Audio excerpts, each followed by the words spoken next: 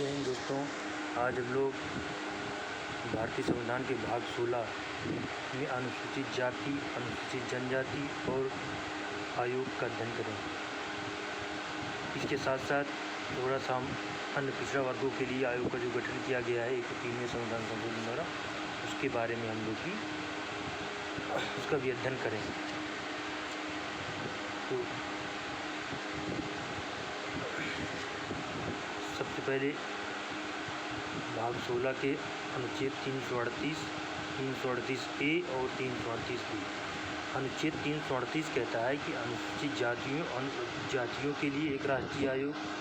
अनुच्छेद 338A कहता है अनुसूचित जनजातियों के लिए एक राष्ट्रीय आयोग, और अनुच्छेद 338B कहता है अन्य पिछड़ा वर्ग OBC के लिए एक राष्ट्रीय आयोग।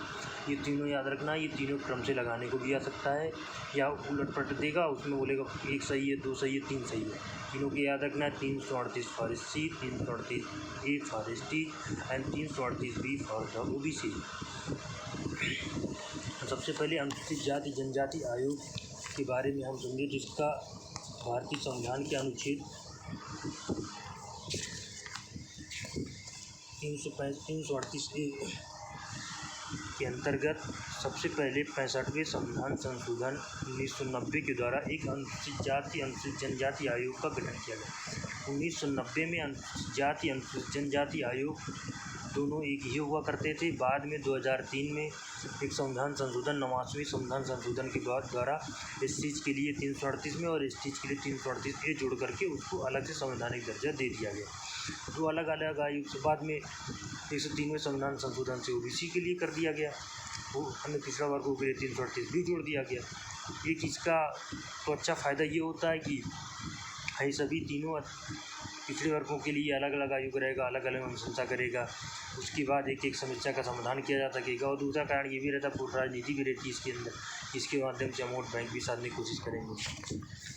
तो सबसे पहले हम बात करें कि अनुसूचित जनजाति आयोग का गठन तो हमने पढ़ लिया, अनुच्छेद 338 के अंतर्गत किया गया 1990 में 65वें संविधान संशोधन के अंदर। उसके बाद कार्य क्या होते हैं, देखिए इनका कार्य होता है, आयोग का जो सबसे प्रमुख कार्य होता है, चाहे तो लगभग यही अनुसूचित जाति का भी अनुसूचित जनजाति आयोग एक लगभग सेम कार्य है, इसीलिए इसी वीडियो में हम दोनों का अध्ययन करेंगे। तो अनुसूचित जातियों के संवैधानिक संरक्षण के संबंधित सभी मामलों का निरीक्षण करना, उनके अनुसूचित जातियों के जो मामले हैं उनकी देख करना, उनके लिए पूरी रिपोर्ट तैयार करना, अगर उनके हितों का कुछ उल्लंघन होता है तो उस पर जांच पड़ताल करना, अनुसूचित जातियों के सामाजिक विकास के संबंधित योजनाओं के निर्माण के समय सहभागिता निभाना एवं उचित परामर्श देना, अनुसूचित जातियों के लिए जो सरकार योजनाएं बनाती है उनके लिए उसमें अपना एक सुधारात्मक एडवाइस देना कि ये करने से उनके उन्नत में और ज़्यादा लाभ हो सकता है। उसके बाद इनके संरक्षण के संबंध में उठाए गए कदमों जो सरकार इनके प्रयास करती है उसका अध्ययन करना। उसके बाद कोई भी कार्य जो राष्ट्रपति सौंप देते, तो अगर हम कार्य की बात करें, पहली बात पेपर में कोई जल्दी कार्य पूछा नहीं जाता कौन कौन से कार्य, लेकिन अगर कोई कार्य आ जाता है तो हमें ध्यान रखना है कि वो अनुसूचित जातियों से रिलेटेड होगा और साथ में उनके हितों को ध्यान में रख सके कि जिनकी योजनाएँ चल रही हैं उनका कितना लाभ मिल रहा है, या जो पहले की योजनाएं थी उनका कितना लाभ उन्हें मिला, इस बारे में सारी एक रिपोर्ट तैयार करता है अनुसूचित जाति आयोग अनुच्छेद 338 के अंतर्गत। वर्तमान में उनकी क्या स्थिति थी, आज से 10 साल पहले उनकी क्या स्थिति थी, तो अभी जो योजनाएं चल रही हैं एक अनुमान भी लगाता है कि 10 साल में आने वाले में क्या कितना सुधार हो सकता है। इन सब की एक पूरी रिपोर्ट तैयार करता है अनुसूचित जाति आयोग। उसके बाद ये अपना प्रतिवेदन राष्ट्रपति को देता है। ये जो रिपोर्ट तैयार करता है ये राष्ट्रपति को देता है और राष्ट्रपति इस रिपोर्ट को संसद के सामने प्रस्तुत कराते हैं के माध्यम से, ताकि देश के लोगों को पता चल सके कि इस चीज़ की सुधार के लिए हमने क्या किया, कार्रवाई की।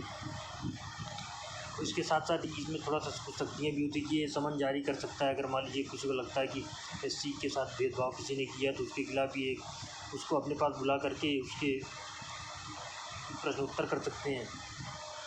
इस दस्तावेज को प्रकट और पेश करने की अपेक्षा करना, शपथ पत्र साथ मतलब कोई शपथ पत्र ले सकते हैं। कोई मान लीजिए न्यायालय या कार्यालय के किसी लोक अभिलेख या उसके प्रति की अपेक्षा करना। इसके लिए देखिए कार्य तो हमने बता दी कुछ अधिकार भी होते हैं, जैसे समन जारी कर देना, न्यायालय को कोई कार्रवाई उसकी जांच कर लेना, राष्ट्रपति कोई नियम बनाता है तो राष्ट्रपति नियम द्वारा अवधारित कोई अन्य विषय जो राष्ट्रपति करे अवधारित करे, तो उन सब मामलों के लेकर के इनकी शक्तियाँ और कार्य अपनी शक्तियों का प्रयोग करके ही अपना कार्य करते हैं। उसके बाद हम बात करें तो 2004 में एक राष्ट्रीय आयोग जो अनुसूचित जाति आयोग अस्तित्व में आया था, उसमें एक अध्यक्ष, एक उपाध्यक्ष तथा 3 अन्य सदस्य होते हैं। एक अध्यक्ष, एक उपाध्यक्ष और 3 मतलब 5 लोग होते हैं आयोग के सदस्य। 1990 में 65वें संविधान संशोधन आयोग द्वारा SC और ST के लिए एक अलग आयोग का गठन किया गया, जिसे अनुसूचित जातियों और अनुसूचित जनजातियों के लिए आयोग कहा गया। The commission for the SC and ST in 2003 in the 89 Constitution Amendment by the 89 Constitution Amendment which divided SCs for 38 and STs for 38A। 338 में SCs के लिए और 338A में STs के लिए हमने आयोगों का अलग अलग से गठन कर दिया। फिर हमने आयोग की चर्चा, आयोग के कार्यों की चर्चा की। आयोग के कार्यों में क्या होता है कि अनुसूचित जाति के मामलों का देख रेख रखना, निरीक्षण करना, उनके उल्लंघन के मामले में जांच पड़ताल करना, कोई अनुसूचित जातियों की सामाजिक आर्थिक विकास योजनाओं के निर्माण के समय पर सहभागिता निभाना, उनके संरक्षण के संबंध में उठाए गए कदमों में कार्यों के बारे में राष्ट्रपति को प्रतिवेदन देना।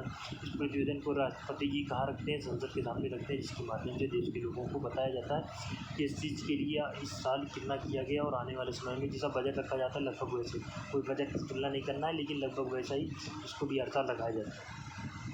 भारत के किसी भी भाग में किसी व्यक्ति के संबंध में जारी करना या हाजिर करना तथा शपथ या उसका परीक्षण करना, किसी दस्तावेज को प्रकट और पेश करने की अपेक्षा करना, शपथ पत्रों का साक्ष्य ग्रहण करना, किसी न्यायालय या कार्यालय से किसी लोक लेख तो उसकी प्रति की अपेक्षा करना, साक्ष्यों और दस्तावेजों की परीक्षा के लिए एक समय निकालना, कोई अन्य विषय जो राष्ट्रपति नियम द्वारा अवधारित ये होते हैं। देखिए और थोड़ा सा कि अनुच्छेद 338 खंड का 10 के अध्ययन पर इस अनुच्छेद के अनुच्छेद जाति निर्देश अर्थ लगाया जाता है। देखिए कई बार क्या होता था कि ST और जब एक हुआ करते थे तो बड़ा कन्फ्यूजन हो जाता था, लेकिन अब अलग कर दिया है, जिसके कारण ये भ्रम दूर हो गया कि ST क्या कौन देखेगा और ST क्या नहीं। ठीक है, और इस आयोग में ये नहीं कि किसी को न्याय देने के लिए सामान लाया सकता है, किसी को वित्तीय सहायता देने की कई बार आता था कि आयोग जो वित्तीय सहायता में मदद कर सकता है, नहीं कर सकता, किसी को न्याय दे सकता है, नहीं न्याय दे सकता। ये केवल एक बुला के समन जारी कर देता और इसकी जो रिकमेंडेशन होंगी तो सरकार को केवल एक सलाहकारी प्रवृत्ति होगी कि भाई ये रिपोर्ट आई है, इसमें ये है, तो सरकार उनको मानना है न मानने की सरकार बात नहीं है। तो इस तरीके से हमने इस चीज़ के लिए अब हम थोड़ा सा ST के बारे में देख लेते हैं। जैसा आपको बताया कि अनुच्छेद 338A में 89वें संविधान संशोधन 2003 के द्वारा ST के लिए एक अलग से संविधान संशोधन करके जोड़ा गया 338 का, जिसमें 2004 में राष्ट्रीय अनुसूचित जनजाति आयोग अस्तित्व में आया। इस आयोग में भी एक अध्यक्ष, एक उपाध्यक्ष, लगभग ST का जो आयोग है लगभग ST का लगभग सेम है, बस उनका हल्के चेंज कर दिया गया ताकि लोगों को ये लगे कि नहीं हमारे लिए अलग आयोग का गठन किया गया, तो थोड़ा हो सकता है उनका विश्वास और सरकार भी मजबूत होता है। उसके बाद उनके कार्यों की बात करें, आयोग के अन्य कार्यों के अनुसूचित जातियों के लिए संवैधानिक स्वतंत्र प्रवृत्ति के अनुबीज सरकार किसी आदेश के अधीन उत्पन्नित राज्यों पर संबंधित अनुसूचित जातियों के हितों, अनुसूचित जनजातियों के हितों के मामले को लेकर के एक रिपोर्ट तैयार करना। अनुसूचित जनजातियों पर किसी अगर भेदभाव होता है कि जांच करना, सामाजिक आर्थिक विकास का अध्ययन करना, उनकी योजनाओं जो उनके लिए योजनाएं बनती हैं लगभग वैसा ही SC में वैसे कि उनकी योजनाओं की प्रक्रिया में भाग लें और उन्हें सलाह दें तथा संघ और किसी राज्य के अधीन उनके विषय की प्रगति के मूल्यांकन करें, उनकी पक्षोपाय के कार्यकरण के बारे में प्रतिवर्ष ऐसे अन्य जो आयोग ठीक समझे राष्ट्रपति की रिपोर्ट प्रस्तुत करें।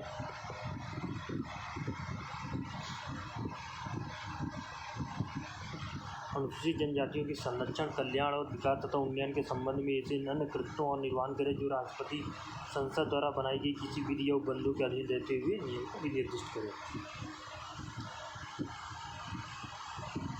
तो आयोग के कार्य हो गए कि भाई जो जनजातियों से जुड़े मामले, बस कोई याद नहीं करना है कार्य को, न रटना है, बस इतना ध्यान रखना है कि जनजातियों से हितों के जुड़े जो भी मामले आ जाएंगे वो इस रखाए जाएंगे। आयोग के अन्य कार्य की जनजातियाँ जो है बेसिकली ये वन क्षेत्रों में पाई जाती, चाहे छत्तीसगढ़ में देख लो, आप झारखंड में देख लो और उत्तर भारत में देख लो, तो इनको कहीं ना कहीं उनके लिए हमें एक विशेष देखिए जनजातियों के लिए हमने राज्यों की पढ़ा था, अनुसूचित 6 पढ़ा था, असम, मेघालय, त्रिपुरा, मिजोरम के बारे में। वो अनुसूचित जातियों से ही रिलेटेड है, उनके संरक्षण को ही लेकर के इतने सारे प्रावधान किए गए कि इनके अनुसूचित जनजाति के और विकार होते हैं, जैसे कि वन क्षेत्र में अनुसूचित जातियों के वन क्षेत्र में उनका अपना स्वामित्व हो, ताकि उनकी संस्कृति, उनकी रहन सहन को सुनिश्चित किया जा सके। वहाँ पर लोगों को जाने की ज़्यादा अनुमति भी नहीं है। जनजातीय समुदाय के जो संसाधन हैं उनके हितों में इस्तेमाल किए जाए। विकास परियोजनाओं में जो जनजातियों की भागीदारी को कुछ सुनिश्चित किया जाए। जनजातीय लोगों की भूमिका के अलग रोकने के लिए उनके प्रभावी पुनर्वास या सबसे पहले भूमि से अलग हो चुके उनके संबंध में जान कर रह जाए। पेशा नियम आया था 1996 panchayat extension for scheduled area. इसका मतलब ये था कि जो पंचायत एरियाज हैं वहाँ पे उन्हीं को स्थानीय शासन को मजबूत बनाने के दृष्टिकोण से पेशा अधिनियम आया 1996 उसका अच्छे से क्रियान्वयन किया जाए। साथ में जो जनजातियों को हम समाज की मुख्य धारा से जोड़ने का हर संभव प्रयास करें। इसलिए जनजातियों के लिए अलग से आयोग जो गठन किया गया, इसका यही कारण था कि केवल अनुशंसा ही ना करें बल्कि उनके सामाजिक आर्थिक विकास के लिए जो किया गया उसका अभी तक क्या लाभ हुआ या जो योजनाएं चलाई जा रही हैं उन योजनाओं का कितना उन्हें लाभ मिल सकता है के बारे में सरकार को अनुशंसा करना। सब जैसा अनुसूचित जाति आयोग था अपनी रिपोर्ट हर साल तैयार करता है, राष्ट्रपति को प्रतिवेदन देता है, फिर राष्ट्रपति से संसद के सामने रखवाते हैं। ऐसे अनुसूचित जनजाति भी है, अपनी रिपोर्ट हर साल तैयार करता है, राष्ट्रपति जी के सामने रखता है, राष्ट्रपति जी से संसद के सामने रखवाते हैं।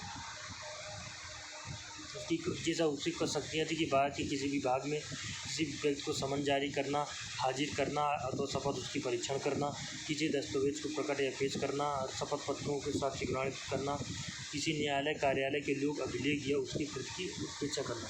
ये कुछ शक्तियाँ हैं कि मतलब न्यायालय का है कोई कार्य है तो उसको देखना, कोई रिपोर्ट है ST से जुड़ी महिलाओं और साथियों के प्रति चयन, उसके बाद कोई अन्य विषय जो राष्ट्रपति द्वारा अवधारित करता है।